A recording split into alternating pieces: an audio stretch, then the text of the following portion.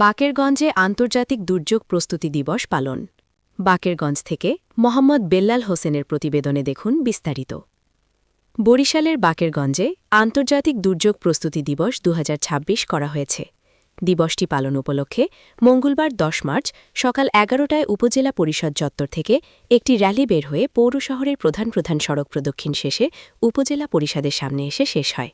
Rally শেষে কয়েকটি স্বেচ্ছাসেবী সংগঠন ও স্কুল কলেজের ছাত্রছাত্রীকে ফায়ার সার্ভিসের তত্ত্বাবধানে বিভিন্ন প্রক্রিয়ায় আগুন নেভানোর কৌশল শেখানো হয়। পরে উপজেলা প্রকল্প বাস্তবায়ন কর্মকর্তা মোহাম্মদ কামরুজ্জামানের সভাপতিত্বে অনুষ্ঠিত আলোচনা সভায় প্রধান অতিথি ছিলেন উপজেলা নির্বাহী কর্মকর্তা রুমানা আফরোজ। বিশেষ অতিথি ছিলেন বাকেরগঞ্জ উপজেলা সহকারী কমিশনার ভূমি তন্ময় হালদার, বাকেরগঞ্জ প্রেস ক্লাব সভাপতি আতাউর রহমান রোবান, উপজেলা নির্বাচন অফিসার আমির খসরু গাজী সহ ফায়ার সার্ভিসের প্রতিনিধি, এনজিও প্রতিনিধি সহ বিভিন্ন সংগঠন ও স্কুল কলেজের ছাত্রছাত্রীরা উপস্থিত ছিলেন। ITV বাংলা।